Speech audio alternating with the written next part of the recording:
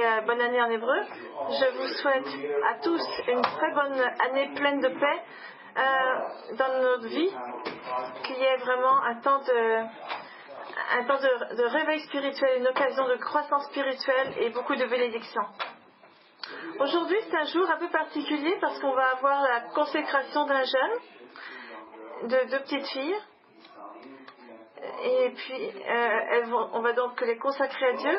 Et on va aussi prier pour un de nos membres, Gregory, qui va partir à une école biblique demain en France. Et ces 2 cérémonies ne peuvent pas tomber à un meilleur moment que la veille du Nouvel An. Et parfois, on devient vraiment très, enraciné dans nos routines quotidiennes jusqu'à ce qu'un événement comme un anniversaire, ou l'anniversaire de mariage, ou la nouvelle année arrive, et là, ça nous amène à réfléchir, à méditer sur le passé et sur le futur. Et Job, il le dit aussi dans son chapitre 9, verset 25, il dit maintenant, mes jours sont plus rapides que quelqu'un qui court. Et donc j'aimerais vous montrer une image de traînée d'étoiles. C'est un peu une tradition locarienne à la veille du Nouvel An. Je vous montre souvent des images d'étoiles. Et dans mon opinion, selon l'opinion, c'est une des meilleures façons de représenter le temps et même l'éternité. Et de réaliser l'immensité de la création de Dieu. L'image derrière moi, c'est une vraie image. En fait, ces espèces de tourbillons de couleurs peuvent vous faire penser que ça provient d'un ordinateur ou d'un logiciel quelconque, mais non, pas du tout.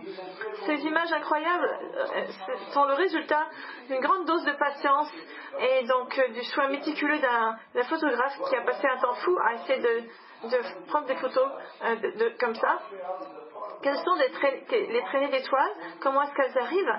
Comment est-ce qu'on peut les capturer avec un appareil photo? Eh bien, c'est en restant très très longtemps pour capturer les mouvements imperceptibles des étoiles dans le ciel étoilé. Et le ciel autour de nous est très actif, on ne s'en rend pas compte. Mais vraiment, les images des traînées d'étoiles révèlent des étoiles individuelles et leur traînée, c'est-à-dire le parcours qu'elles font.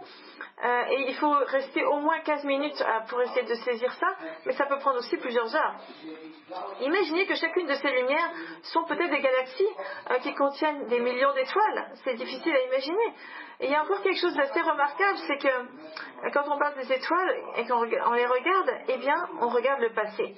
Pourquoi? Parce que ça prend parfois des centaines, des milliers, même des millions d'années pour que la lumière nous parvienne. Et donc, pensez à notre soleil. Ça lui prend, un rayon de soleil, ça prend 8 minutes à nous atteindre. Donc le matin, quand vous regardez le soleil, eh bien, ce que vous voyez est déjà arrivé 8 minutes et 20 secondes avant que vous le voyez. Et quand on parle des étoiles en dehors de notre système solaire, et qu'on parle par exemple de l'étoile la plus proche, on parle par exemple le temps augmente d'une façon incroyable. Par exemple, l'étoile la plus proche, qui s'appelle Alpha Centauri, ça prend à peu près 4,37 années-lumière pour qu'on puisse... elle est située à 4,37 années-lumière, donc ça veut dire qu'elle est située à 4,37 années-lumière en arrière dans le temps. Et rappelez-vous le psaume 8, quand dit David, il dit « Quand je contemple les cieux, ouvrage de tes mains, la lune et les étoiles que tu as créées, qu'est-ce que l'homme pour que tu te souviennes de lui ?»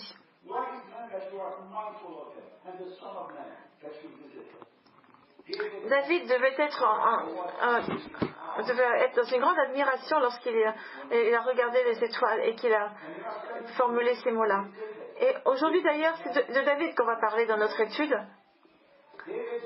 David était vraiment quelqu'un de très intéressant, une personnalité très compliquée aussi. C'est un artiste, un poète, un musicien. À travers ses psaumes, on peut sentir sa sensibilité et le côté impressionnant de David. Et en même temps, il était un guerrier, il était un soldat tout à fait génial. Et il était aussi quelqu'un qui ne faisait pas de compromis quand il s'agissait de respecter la loi de Dieu. Il aimait la parole de Dieu.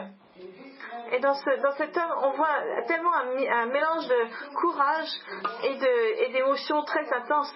Et tout ça nous a amené la Bible à parler de lui en disant que c'était un homme après le cœur de Dieu. Et vous savez, Dieu l'aimait tellement que son nom a été mentionné plus que n'importe quel autre nom dans la Bible. Quand vous aimez quelqu'un, vous répétez son nom souvent, n'est-ce pas? Et bien c'est la même chose. Le nom de David est mentionné 1075 fois dans les Écritures, encore plus que le nom de Moïse qui lui est mentionné 766 fois. Et qu'est-ce qui fait que l'étude de David est intéressante? C'est que vraiment, il est le type de notre Seigneur et notre Sauveur et Messie. Parce qu'on peut dire que David reflète les deux côtés de Jésus, l'aspect du Messie souffrant et avec la première venue, et puis l'aspect du roi des rois, le grand guerrier lors de la deuxième venue du Messie. Et voyez comment il a été aussi persécuté et détesté, même après avoir été oint par Dieu, en tant que Dieu de Juda, pendant de nombreuses années, Saul a essayé de le tuer. Imaginez qu'un roi qui est oint par Dieu peut être aussi persécuté comme Yeshua. Et dans le courage de David, on reconnaît aussi tellement de facettes de notre Seigneur à sa deuxième venue quand il revient en tant que roi, le roi des rois.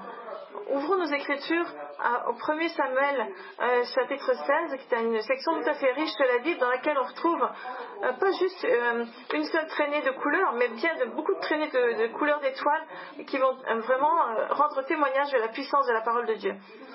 C'est d'ailleurs le début d'une section qui est très très populaire parmi les histoires bibliques, qui est l'histoire de David et Goliath. Cette histoire est peut-être la troisième histoire la plus populaire après celle de la crucifixion et de la création. Et donc, même après cette histoire, en quatrième rang, il y aurait l'arche de Noé, et puis la nativité et Jonas. Donc vous voyez, c'est une des histoires les plus célèbres, les plus appréciées. Donc je voudrais vous dire que l'histoire de David et Goliath, même si c'est une histoire très intéressante et parmi mes préférées, ça a vraiment été lu à travers une grille de sensationnalisme, et en fait c'est une toute petite part d'un grand récit qui est le récit des œuvres de Dieu et de tout ce que Dieu a fait pour Israël. Si vous prenez les chapitres 16 et 17, on est vraiment à un point tournant de l'histoire d'Israël qui va nous amener directement à Yeshua. Ce passage est en fait messianique et a de nombreuses applications pour le croyant. Commençons par le premier verset du chapitre 16. Et regardez à quel point il y a un sentiment de déception dans ce verset, et en même temps le début d'un grand espoir. Regardez ce que ça dit. L'Éternel dit à Samuel: quand cesseras-tu de pleurer sur Saul? Je l'ai rejeté afin qu'il ne règne plus sur Israël. Remplis ta corne d'huile et va. Je t'enverrai chez Isaïe le Bethléméite, car j'ai vu parmi ses fils celui que je désire pour roi. Ici, on est en présence des derniers moments de la carrière de Samuel, après il va oindre David et qui va prendre donc la relève. Ensuite, on le voit mentionné 3 fois de suite et sa mort est annoncée au chapitre 25.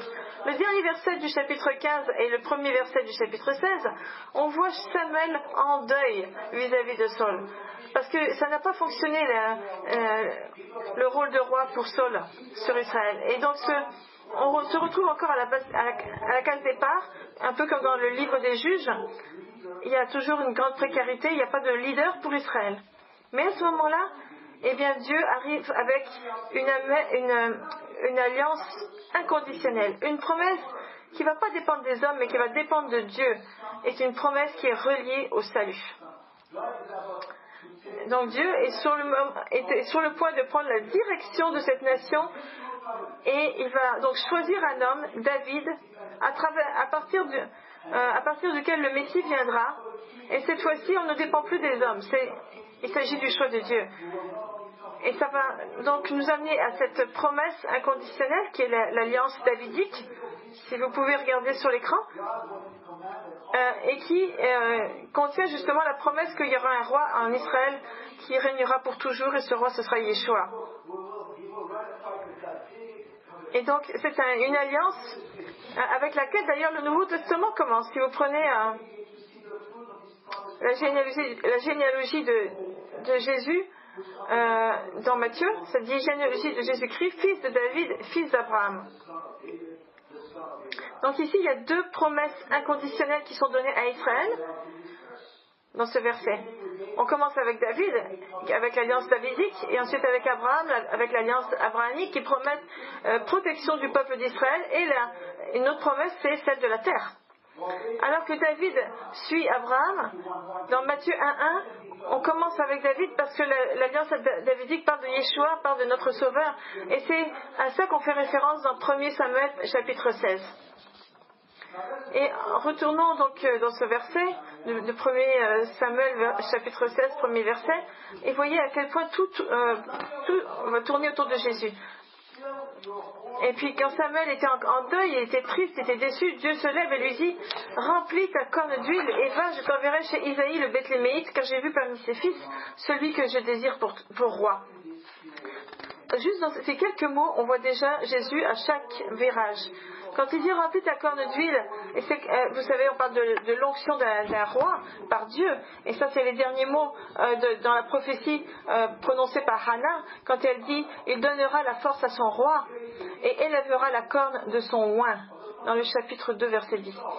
Et le roi Saul d'ailleurs, il n'avait pas été oint avec une corne, mais il avait été oint avec une petite bouteille d'huile. Et lorsqu'il a été oint, il n'était pas oint en tant que roi, mais en tant qu'il était prince à ce moment-là, comme un commandant du peuple dans le chapitre 9 verset 16. Alors que ici on parle du roi. On parle de l'onction du premier roi de Juda. Et la corne était réservée pour David. Et c'est ici que, à partir de ce moment-là, que Samuel, il reçoit la commande par Dieu d'aller voir Isaïe, le Bethléméite. Alors la ville de Bethléem, où David est né, c'est une ville aussi où son arrière-grand-père Boaz et sa arrière-grand-mère Ruth ont été ensemble, justement, et ont eu l'ancêtre de David. Puisque ça dit, vous savez, au verset 21, ça dit que Salmon a engendré Boaz, et Boaz a engendré Obed, et Obed a engendré Isaïe, et Isaïe a engendré David. Voyez à quel point le nom de Bethléem est écrit ici en hébreu. Il y a quelque chose de particulier, et j'aimerais apporter votre attention sur ce point. Quand David était prêt à se faire oindre, et c'est ici que Samuel a été à Bethléem, mais parce que c'est là que Jésus devait naître. Et Bethléem, ça veut dire évidemment la maison la maison du pain. Il y a une emphase qui est mise sur le pain. Mais vous voyez, il y a un commentaire rabbinique qui dit que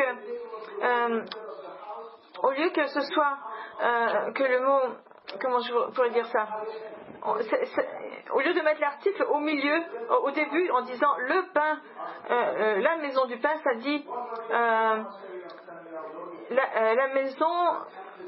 L'article se trouve au milieu de ce mot pour mettre l'accent sur le mot pain.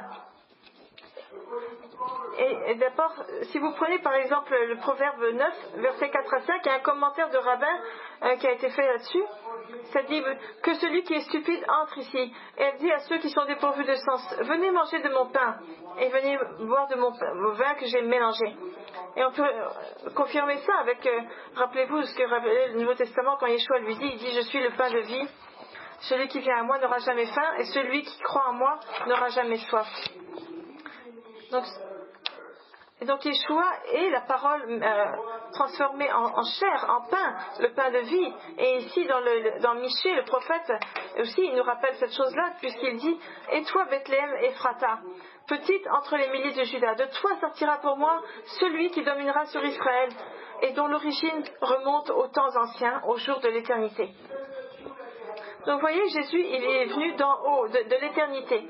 Parce que Saul, comme n'importe quel être humain, comme n'importe quel roi humain, ne peut pas vraiment sauver l'humanité. Et c'est ça qui se trouve au cœur de l'alliance davidique. Dieu est venu en chair pour sauver l'homme et devenir le roi des rois. Et si vous remarquez, Bethléem Ephrata, c'est pas n'importe lequel. Puisque c'était là où se trouvait Isaïe, le père de David. Dans Samuel 17, chapitre 12, ça nous dit: or David était fils de cet Éphratien de Bethléem de Juda. Donc c'est bien de Bethléem de Juda dont on parle ici. Il y a d'autres Bethléem. On parle du site de Bethléem de Juda. Ephrata vient du mot para, qui veut dire qui va porter du fruit. Parce que c'est là que tout va commencer. Et ici on ne parle pas de Jérusalem, mais d'une toute petite ville de Judée, qui va porter de grands fruits. Parce que Dieu a choisi cette ville où Yeshua naîtrait. C'est là où tout commence. Et alors que Bethléem était petite, eh bien, c'était la même chose. La famille de David à l'époque de cette onction était aussi une petite famille, humble, un peu comme le caractère humble avec lequel Jésus est venu. Et ça dit que, puis un rameau, dans Ésaïe chapitre 11 verset 1, ça dit, puis un rameau sortira du tronc de Isaïe et un rejeton naîtra de ses racines. Un rejeton. L'esprit de l'Éternel reposera sur lui. Et le mot hébreu, c'est netzer. Et ça veut dire une petite pousse, comme une plante à son stade le plus fragile. Une plante que bien des gens rejetteront et mépriseront. Et c'était le Messie lui-même à sa première venue. Le mot netzer, N-E-Z-E-R, peut-être aussi à la racine du mot Nazareth, puisque Matthieu dit que Yeshua est venu et a habité dans cette ville Nazareth afin que s'accomplisse ce qui avait été annoncé par les prophètes, il sera appelé Nazaréen. Ça, c'est dans Matthieu chapitre 2, verset 23. Mais aucun prophète n'a jamais dit ça au sujet de Nazareth. C'est même pas mentionné dans l'Ancien Testament. Mais c'était tellement un endroit méprisé, tellement petit, et que, vous voyez, le mot Nézer est mentionné aussi, est aussi, donc, sans doute à l'origine de ce nom de Nazareth. Et ça vient remplir, ça vient confirmer toutes les prophéties concernant la première venue du Messie. Et donc, si vous prenez dans 1 Samuel chapitre 5, ça nous amène donc à ces mots où il dit « Car j'ai vu parmi ses fils un roi pour moi ». Donc c'est vraiment un roi choisi par Dieu. Et il le dit au verset 3 « Tu feras l'onction de celui que j'ai désigné ». Tu vas voir celui que j'ai désigné. Pour Saul, ça n'a pas fonctionné, mais là, c'est le choix de Dieu. Continuons la lecture et voyons de quelle façon ce chapitre va nous révéler bien des facettes de Jésus. Et ça va nous parler, ça va nous montrer le moment où Samuel va rencontrer Isaïe, le père de David. Ici, donc il invite Isaïe et tous ses fils à venir. Regardez ce qui va se passer au verset 5. Donc ils sont tous venus, 7 fils. Ça nous dit au verset 10 du chapitre 16, dans 1 Samuel. Ça dit, Isaïe fait passer ses 7 fils devant Samuel. Et alors qu'ils s'approchaient, chacun son tour, pour l'onction, à chaque fois Dieu disait à Samuel, non c'est pas celui-là, non c'est pas celui-là. Et après avoir fait cet exercice sur les 7 fils, et alors l'Éternel n'a choisi aucun d'eux, sont ça tous ses fils? Demande Samuel à Isaïe. Est-ce qu'il y a quelqu'un qui manque? Et la réponse était oui, il en manque un, le 8e, un petit garçon.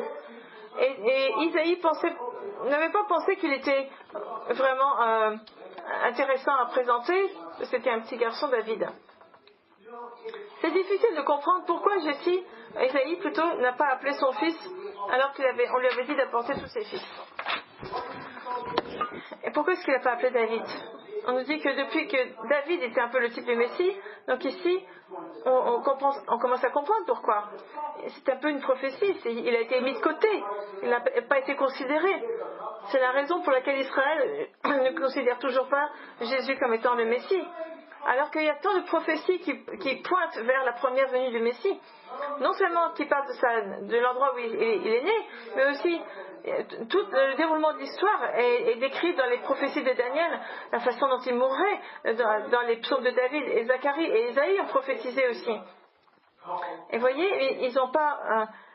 et Jessie, lui, il n'a pas appelé David. Il y en a qui disent que c'est parce qu'il n'a pas apporté la paix sur la terre qu'il n'a pas été considéré. Mais la Bible avait pourtant dit qu'il n'apporterait pas la paix sur la terre à sa première venue.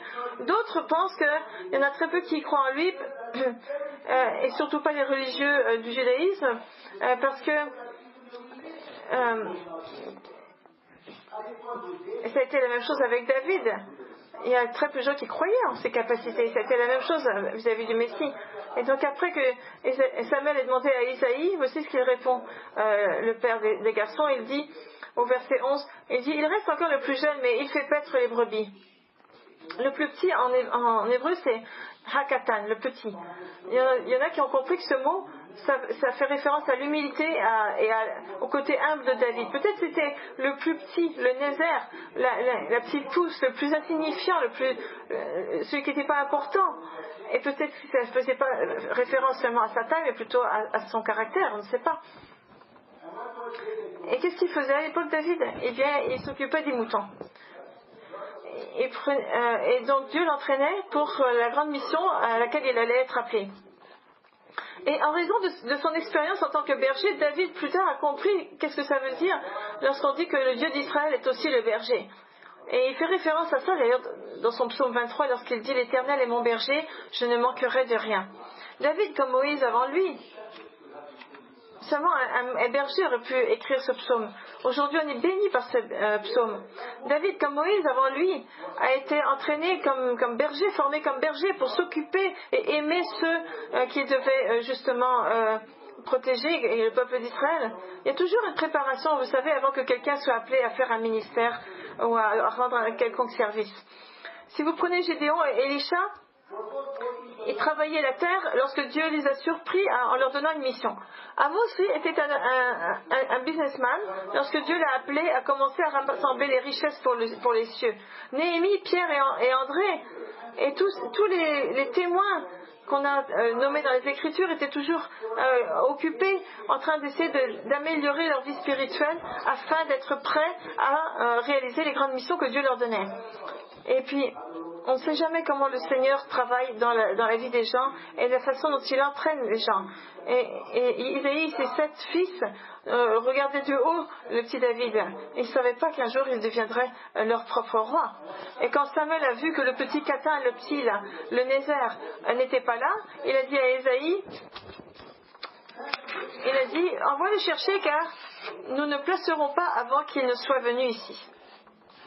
Donc pas de sacrifice, pas de repas tant que David n'est pas venu. Ça nous rappelle aussi la grande fête que nous aurons avec le Messie, les noces du Messie, après l'enlèvement. Il y aura donc ces noces de l'agneau qui seront célébrées. Et ça nous fait penser que tant que les croyants n'auront pas été enlevés, il n'y aura pas cette fête-là.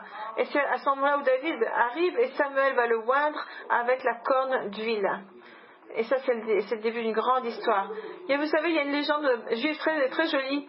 Et ça dit que quand Samuel a pris la corne d'huile, l'huile faisait des bulles parce qu'elle ne pouvait pas attendre de se répandre sur le front de David. Il y en a une autre qui dit que quand Samuel a oint David, l'huile s'est durcie et s'est transformée en petites perles et en pierres précieuses. Et en plus de ça, la corne est restée pleine. Il y en a d'autres qui dit que l'huile a commencé à couler toute seule, sans qu'on la verse.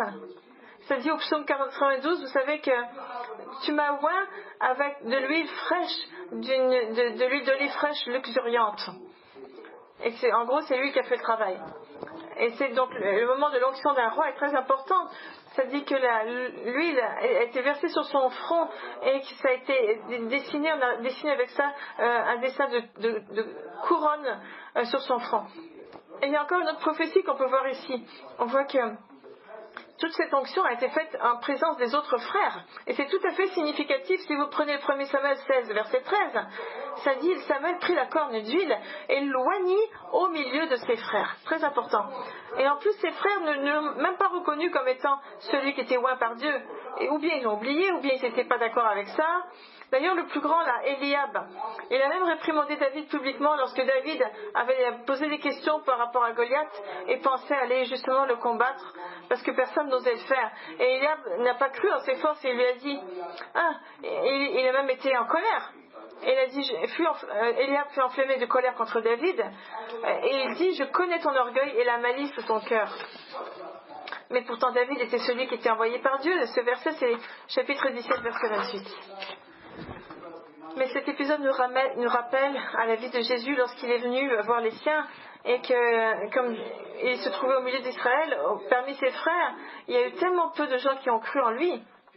Et il pouvait même dire, comme Eliab, qu'il avait été insolent. Mais par rapport à leur propre pratique de la religion, oui. Lorsque David s'est fait, vous savez, comme Jésus, il est venu chez lui et ça dit, je vous le dis en vérité, aucun prophète n'est bien reçu dans sa patrie. Luc chapitre 4 verset 24, c'est ce que dit Yeshua. Donc, non seulement c'est typifié par David, mais aussi par les hommes de Dieu. Dans les Écritures, tous les hommes de Dieu sont rejetés. Vous prenez Jérémie, il a été rejeté dans Jérémie 12, 6. Ça dit, car tes frères eux-mêmes et la maison de ton père te trahissent. Jérémie 12, verset 6. Et Joseph aussi a été méprisé par ses propres frères qui ont essayé de le tuer et de le vendre. Ça a été la même chose avec Yeshua.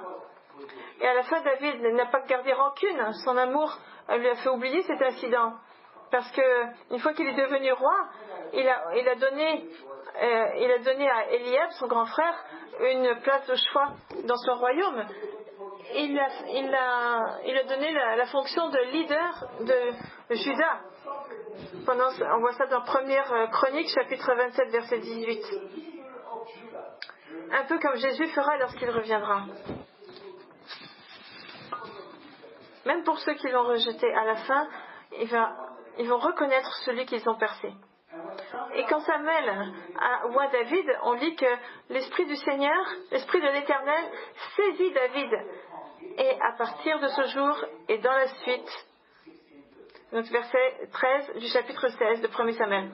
Ça c'est différent parce que ça dit que à partir de ce jour, ça veut dire que c'était vous savez, rappelez-vous, une alliance inconditionnelle. Quand il a péché, David, il a beaucoup péché. Le fait qu'il a été choisi était de toute façon, le fait qu'il a été élu, c'était inconditionnel. C'est-à-dire que notre salut aussi est inconditionnel. On l'a pour toujours.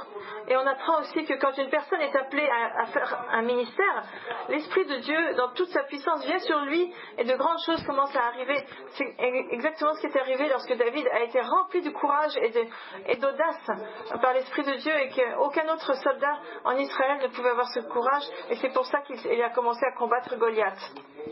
Et donc, vous voyez, et c'est la même chose avec Daniel et les lions. Maintenant, allons voir Goliath. Qui est-il? D'abord, je vais vous poser une question. La première question qu'on se pose, c'est qu'est-ce qu'il fait dans cet endroit du livre de Samuel?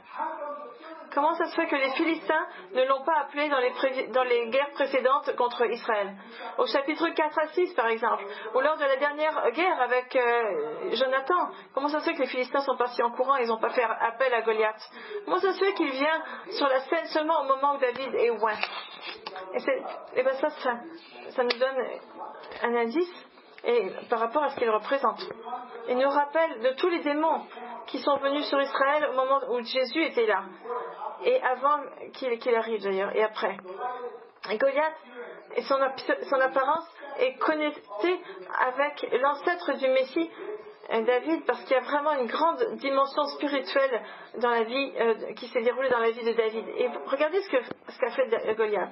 Il est venu pour défier Dieu. C'est exactement comme ça que David l'a compris, si vous prenez les versets 26 et 45 du chapitre 17. Au verset 26, David y voit Goliath comme étant quelqu'un qui défie pas seulement Israël, mais toutes les armées du Dieu vivant. Et au verset 45, il parle de Dieu comme étant le Seigneur des armées qui sont justement en train d'être défiées par ce Goliath. David a vu en lui un opposant, un ennemi de Dieu lui-même. Et c'est pour ça que David, ça lui a donné beaucoup de courage. C'était vraiment la bataille de Dieu qui allait se dérouler. Et vous voyez que Goliath est aussi appelé le géant, le Rapha. Il est un descendant des Réphaïm qui ont commencé à vouloir empêcher la venue du peuple juif sur la terre. Vous savez, c'est les mêmes gens qui ont fait peur aux 10 espions qui par la suite ont été tellement découragés que la conséquence a été qu'Israël a tourné en rond pendant 38 ans dans le désert, n'osant pas rentrer sur la terre promise. Mais ici, Dieu prend le relais et loin David avec son esprit, et ces géants n'ont plus de pouvoir contre l'esprit de Dieu qui est dans cet homme David. Et regardez comment il est appelé aussi Goliath. Notre traduction nous donne le mot champion. Ça dit, et il est sorti du camp des Philistins un champion de l'armée. Son nom était Goliath. Ça, c'est la version de Darby. Un champion, par définition, c'est un guerrier, un combattant. C'est vrai de Goliath, mais le mot hébreu va beaucoup plus loin. Parce que ça peut se traduire par le mot hébreu, ça se traduit par un individu qui se trouve entre deux.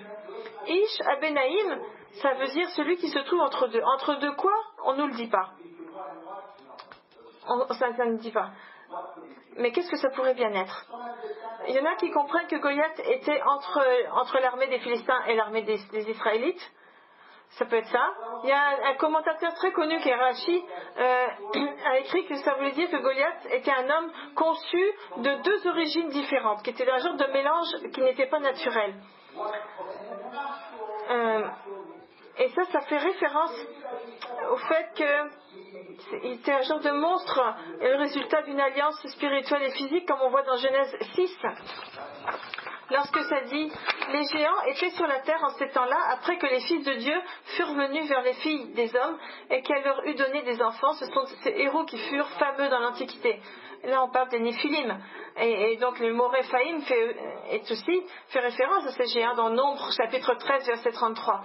Et donc, c'est certainement un mélange de démons. Et donc, ce Rapha, ce champion, et c'est donc une attaque satanique qui était faite pour empêcher la venue du Messie. Et donc ce Goliath, ses ancêtres, ont essayé d'empêcher la venue de la nation. Ici, ils essayent d'empêcher la venue du Messie, puisque Goliath est vraiment l'ennemi de Dieu. Il est venu pour défier Dieu, le Dieu d'Israël. Mais même s'il était grand, et c'est pas grave, la taille, peu importe pour David, parce que si vous regardez cette histoire de David et Goliath qui est tellement encourageante. D'abord, quelle était la taille de Goliath? Il n'était pas si grand que ça, il faisait seulement 2,80 m. C'était à peu près la hauteur d'un plafond dans des maisons. Mais ça fait un peu peur, c'est sûr de voir ça. Et il fait faire peur parce qu'on lit qu'il fut effrayé et saisi d'une grande crainte au verset 11 du chapitre 17. 1 Samuel.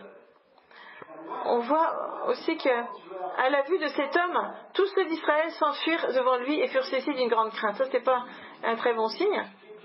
Si les guerriers les plus expérimentés ont eu peur, mais qu'est-ce que David avait bien pu voir que les autres n'ont pas vu? Et il y a un certain nombre d'indices. Et quand on rassemble ça, eh bien, on voit que Goliath n'avait aucune chance de gagner. Le texte nous donne un certain nombre de détails pour nous donner une description complète de ce que Goliath portait sur lui. Des versets 4 à 7 du 1 Samuel chapitre 17, il y a une liste de tout ce qu'il portait. Il y avait 5 choses notamment qu'il portait, et puis autre chose que quelqu'un d'autre portait à sa place. D'abord, la première chose sur sa tête était un casque de airain. Et ça, c'est pas, vous savez, ça fait pas référence aux 6 choses de l'armée de l'armure de Dieu qui nous est donnée dans Éphésiens. D'abord, sur sa tête, il avait un casque d'airain. Ensuite, il portait, deuxièmement, une cuirasse à écailles du poids de 5000 cycles d'airain, c'est à peu près 60 kilos. Il avait aux jambes une armure d'airain, un javelot d'airain entre les épaules. Et le bois de sa lance était comme une anse souple de tisserand. Et la lance pesait 600 cycles de fer. Et celui qui portait son bouclier marchait devant lui. Rien que le haut de sa lance pesait 25 kilos. Et il y avait quelqu'un qui portait son bouclier, parce qu'il n'aurait jamais pu porter tout ça. Le nombre qui ressort de tout ça, c'est le chiffre 6, qui est le chiffre de l'homme dans les Écritures, le symbole de l'homme, de l'humanité, et aussi le chiffre du dernier Goliath, qui est donc, puisqu'il a 6 choses qu'il porte avec lui, et la Bible, il était donc, ça nous dit aussi qu'il faisait donc 6 en pans de hauteur. Et donc on a le chiffre 666 qui apparaît, et donc imaginez un peu qu'il devait porter une armure de 60 kg. On ne peut pas courir très vite avec ça, et donc au premier regard on voyait qu'il avait trop de choses à porter, il ne pouvait pas courir vite et certainement pas longtemps, et tout ce que David aurait eu besoin de faire, c'était de s'assurer que Goliath lui court après, et ensuite il serait tombé raide de fatigue. Mais plus loin dans le texte, ça indique qu'il était tellement frustré, tellement en colère, ce Goliath, qu'il ne pouvait pas réfléchir de façon logique. Et quand David s'est approché pour le rencontrer, il avait un bâton dans la main et puis une arbalète. Et ça a tellement fâché Goliath qu'il lui a dit: est-ce que je suis un chien pour que tu viennes me jeter des bâtons? C'est verset 43 du chapitre 17. D'ailleurs, David n'avait qu'un seul bâton et pas plusieurs bâtons. Mais comme il était très en colère, il ne voyait pas très, très clairement. Et c'est que le géant, il n'a même pas remarqué qu'il avait une arbalète, une espèce d'élastique pour lancer des bâtons. Et sa fierté, il l'a fait tout simplement amener à se concentrer sur le bâton, qui ne pouvait rien faire un bâton. Mais il a oublié de regarder qu'il y avait une arme redoutable qui était l'arbalète. Et si David avait amené ce bâton, c'est parce qu'il était intelligent. Et après, il passe aux insultes. Vous savez que les insultes arrivent toujours avant la défaite. Hein. On voit ça au verset 43, que le Philistin commençait à insulter David avec ses propres dieux. Moi, je ne ferais pas ça si j'étais à sa place, parce que ces dieux, les dieux des Philistins, avaient déjà montré à quel point ils étaient faibles. Bon, rappelez-vous le chapitre 4 à 6, ils n'ont pas réussi à sauver les Philistins. Rappelez-vous leur statue du dieu Dagon, qui est tombé la tête la première en avant, et lorsqu'ils ont apporté l'arche de l'Alliance dans leur temple. Et c'est un peu comme si Goliath était habillé comme Dagon, parce que vous savez, Dagon était un dieu philistin qui était à moitié homme, à moitié poisson, et on voit ici que Goliath était revêtu d'écailles d'armure. Son armure était faite d'écailles, comme les écailles d'un poisson. Et donc, une fois de plus, on voit que les faux dieux, les dieux étrangers ne peuvent pas sauver. Seulement le Dieu de la Bible peut sauver. Et on voit ça à répétition dans la Bible. Donc ici, on a un espèce d'énorme bonhomme bien trop chargé et aussi chargé de colère. Et c'est ça que David a vu quand sa foi l'a amené à proclamer sa future victoire vis-à-vis de Goliath. Avant même qu'il tombe, et il savait qu'il serait victorieux. Regardez le verset 45. David dit aux Philistins, « Tu marches contre moi avec l'épée, la lance et le javelot, et moi, je marche contre toi au nom de l'Éternel des armées, du Dieu de l'armée d'Israël que tu as insulté. Aujourd'hui, l'Éternel te livrera entre mes mains, et je t'abattrai et je te couperai la tête. Aujourd'hui, je donnerai les cadavres du camp des Philistins aux oiseaux du ciel et aux animaux de la terre, et toute la terre saura qu'Israël a un Dieu. » Imaginez à quel point cette proclamation était inspirée par la foi que David avait. Et à ce moment-là, Dieu a littéralement mis Goliath entre les mains de David, et il le savait. C'est vraiment impressionnant. Et c'est à ce moment-là que, en courant vers Goliath, il prend une de ces petites pierres lisses de son sac, et il lui envoie ça en plein front. Et donc ça dit, au verset 49, ça dit, il mit la main dans sa gibecière, il prit une pierre et la lança avec sa fronde. Et il frappa le Philistin au front, et la pierre s'enfonça dans le front du Philistin, qui tomba le visage contre terre. Donc vous voyez de quelle façon Goliath est tombé. Si vous frappez quelqu'un dans la tête, dans le front, d'habitude il tomberait en arrière. Mais Goliath est tombé en avant, comme Dagon, le dieu des Philistins, était tombé la tête la première en avant. Donc il a dû tomber exactement un peu comme s'il faisait une révérence à l'armée d'Israël aussi, on peut dire ça comme ça. Dagon, son dieu, aussi était tombé 2 fois la tête la première dans son propre temple, et ici Goliath tombe la tête la première comme s'il faisait une révérence aux armées d'Israël et aux armées de Dieu. Et cette pierre a frappé le front et est rentrée à l'intérieur, et ça nous rappelle de la chute des faux dieux. Vous savez, quand Dieu il parle du serpent dans le jardin d'Éden, il donne la première prophétie messianique, et en parlant de la semence de la femme, qui est le Messie, il dit il va écraser ta tête. Et si la tête de Goliath a été écrasée selon la prophétie, et David a utilisé la propre épée de Goliath pour couper sa tête, la tête de Goliath, et finalement donner un dernier coup final au mal, comme avec le serpent dans Genèse chapitre 3 verset 14, qui était condamné à ramper sur le ventre, et ça dit, et tu mangeras de la poussière tous les jours de ta vie. Donc Dagon et Goliath sont tombés la tête dans la poussière. Et donc il y a une partie du texte aussi qui fait une allusion à la future annihilation du mal. On voit ça au verset 54.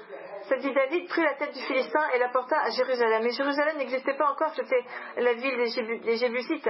C'est seulement plus tard que David a conquis cette ville et l'a appelée Jérusalem.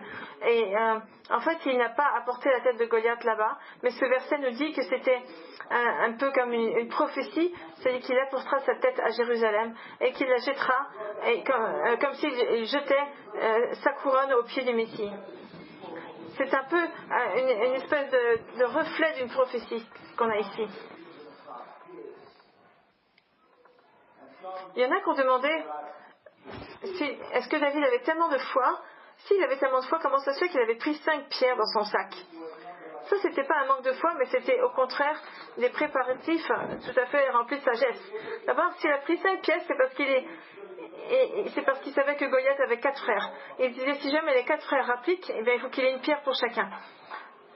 À la fin, ces 4 frères ont été tués d'ailleurs par les hommes de David. On voit ça dans 2 Samuel chapitre 21. Et chacun d'entre eux, d'ailleurs, un d'entre eux plutôt, était appelé aussi Goliath. Et ça nous indique que Goliath c'était juste un titre et non pas un nom personnel. Et Goliath Goliath, ça vient du mot Gilou, qui veut dire révélé, découvert, comme si le visage de l'insolence avait été révélé, le visage de l'insolence à l'égard de Dieu. Et il y a des rabbins, ils ont dit que David l'a tué 2 fois, puisqu'il l'a tué une fois avec la pierre et une fois avec l'épée, et comme si ces gens-là ne mourraient jamais. Ils seront tués complètement quand le Messie va revenir. Et comme Agag avant lui, il y a une application pratique, vous savez, vis-à-vis de cette pierre. Lorsque David, il avait une tellement grande foi, mais ça ne l'a pas empêché de se préparer comme il faut à la bataille. Il a ramassé des pierres très douces et qui avaient été adoucies par l'eau. Il n'a pas pris n'importe quelle pierre. Il a tout planifié. Il a fait ses devoirs d'abord et ensuite Dieu a pris le relais. Il a pris lui-même lui-même tout à fait adouci, comme les pierres étaient adoucies par l'eau, lui était adouci par la parole de Dieu, et la connaissance qu'il en avait lui a donné ce courage. Alors il y a tellement plus de choses à dire de ce chapitre, on va regarder ça un peu plus profondément la semaine prochaine, mais regardons les 8 attributs. On regardera justement les 8 attributs qui sont donnés à David, alors que Goliath était associé au chiffre 6, qui est le chiffre de l'humanité. L'homme a été créé au 6e jour, et le 6e jour, le serpent est apparu. Le 6, c'est aussi le chiffre du labeur, et 6 jours, il devait travailler. Mais David, lui, est associé au chiffre 8. Il était le 8e fils d'Isaïe, et il y a 8 attributs qui lui sont donnés, on verra ça la semaine prochaine, et ça c'est le chiffre de la surabondance, de la satiété, et donc on voit ça dans le livre de Bullinger, qui nous parle de la signification des chiffres dans la Bible. Et donc le chiffre 8 c'est smoné, en hébreu ça veut dire, c'est aussi à rapprocher du mot shamin, qui veut dire être recouvert de gras, abondé. Et donc la première chose, le premier attribut, c'est qu'il était blond ou roux, avec de beaux yeux et une belle figure. Est-ce que ça veut dire qu'il avait les cheveux, est-ce que ça veut dire qu'il avait le visage rouge parce qu'il était bronzé, ou qu'il était roux? Mais ça, tout le monde était évidemment bronzé à cette époque-là. Donc le fait qu'il avait les cheveux roux, ça c'était une rareté en Israël, évidemment. Beaucoup de gens ont fait des images de juifs avec les cheveux roux. On voit ça d'ailleurs même dans le Shylock, vous savez, la pièce de Shakespeare qui s'appelle Shylock. Eh bien, il était illustré avec des cheveux roux. Le marchand de Venise, donc Shylock c'est le nom de ce juif qui est peint avec des cheveux roux dans le marchand de Venise. Il y a aussi dans Charles Dickens, dans le personnage de Fagin dans Oliver Twist était aussi avec des cheveux roux. Et puis Judas Iscariot aussi a été peint avec des cheveux roux. Et d'ailleurs dans le folklore yiddish, ils ont un proverbe qui dit que les juifs qui ont les cheveux roux, ce sont justement des combattants, des guerriers. Ils sont braves, indépendants, et ils peuvent sauver leurs frères juifs de toutes les persécutions.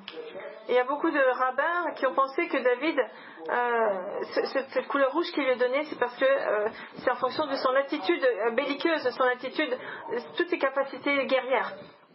Mais le mot ne fait pas seulement référence à la couleur de ses cheveux, mais à la mission qui lui a été donnée comme étant le premier sauveur d'Israël. Contrairement à Goliath, il est le Adam, l'homme qui est revêtu de l'Esprit de Dieu et qui va ouvrir le chemin vers le dernier Adam qui est Jésus, et dont on voit la mention dans 1 Corinthiens chapitre 15 verset 45, lorsque c'est dit le premier Adam deviendra un être vivant et le dernier Adam deviendra un esprit donneur de vie. Et donc, d'autres attributs lui sont donnés qui sont aussi des attributs donnés au Messie roi. Dans le psaume 45, on voit ça. On dit que ça parle de la beauté aussi. Ça parle de ses yeux brillants, Yahvé, brillant, beau. Yahvé, c'est le mot hébreu. Et que la grâce est versée sur lui. Et le troisième attribut, c'est le fait qu'il était beau. En hébreu, c'est tov, ça veut dire bon. Donc c'est assez général, ça veut dire plaisant, désirable, efficace, comme notre Messie. Et les 5 derniers attributs sont des références aux qualités humaines de David. C'était un très bon musicien, donc il était un artiste, il était un compositeur, un auteur, il a écrit beaucoup de psaumes. Souvent, ce sont des chansons qu'il avait écrites lui-même. Ensuite, le 5e attribut, c'est qu'il était un homme de valeur puissant. Et cette valeur, c'est Hayil en hébreu, ça veut dire exceptionnel, héroïque, courageux. 6e attribut, c'était un soldat. Et puis le 7e attribut, c'était qu'il était prudent dans ses paroles. Il savait quand parler, quand ne pas parler, et c'était les bonnes paroles qui sortaient de ses lèvres. Et le 8e attribut, c'est qu'il était un très bel homme. Et ça c'est pas le même adjectif qu'au verset 12 à Tov, c'est autre chose. Ici c'est Tohar en hébreu, quelqu'un qui est sûr de lui, dont l'apparence donne une idée de sécurité, comme celui qui sait ce qu'il fait et qui sait en quoi il croit. Tohar, ça veut dire qu'il y a une grande foi, il y a une grande foi qui se dégage de cet homme. Et tous ces attributs seront justement rappelés quand on va approfondir la vie de David dans les chapitres suivants. Et donc ça dit, et le Seigneur était avec lui. Et c'est ça le verset le plus important, verset 18 du chapitre 16. C'est la raison pour laquelle David était tellement un grand homme et que tous ces attributs sont là pour justement comprendre, pour que les croyants comprennent comment mettre Dieu en première position dans leur vie. Il faut faire comme David, c'est possible. Et d'ailleurs, la loi de Messie nous demande d'être un homme comme David. Ça dit dans 1 Corinthiens chapitre 16 verset 13, demeurez fermes dans la foi, soyez des hommes, fortifiez-vous. Laissez-moi vous poser une question. Qu'est-ce que vous pensez que David, de quoi il avait peur quand il était face à face à Goliath? Vous pensez qu'il avait peur? Moi je pense je pense qu'il avait une certaine peur, sinon il n'aurait pas eu de courage. Vous savez, quand il y a du courage, c'est parce qu'il y a une peur quelque part. Être courageux, ça ne veut pas dire qu'on n'est pas apeuré. On a parfois peur de faire face à nos géants dans nos vies. Il ne peut pas y avoir de courage à moins qu'il y ait une certaine crainte.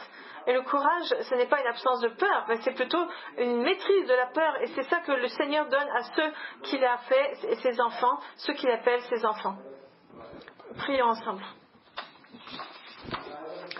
Père Céleste, enseigne-nous à être comme toi, à nous faire à ton image. Apprends-nous à aimer. Tu es le Dieu qui sanctifie. On te demande de travailler à l'intérieur de nous pour que cela te soit plaisant, comme tu as travaillé dans le cœur de David. Encourage nos cœurs. Donne-nous la capacité de grandir dans la maturité spirituelle en tant qu'individu et en tant que congrégation. Parce qu'aujourd'hui, Seigneur, on serait perdu sans toi. Touche chacun d'entre nous ici et ne nous laisse pas perdre notre premier amour qui est toi. Donne-nous une résurgence d'amour, sanctifie-nous, permets à ton esprit de nous saturer chacune de nos facultés, de nos cellules et utilise tout ton pouvoir pour faire de notre nature une nature qui est plaisante à tes yeux. Et que le Seigneur fasse briller son visage sur vous et qu'il fasse preuve de grâce et qu'il donne sa lumière et qu'il répande sa lumière sur vous. Au nom de Jésus. Amen. Que le Seigneur vous bénisse.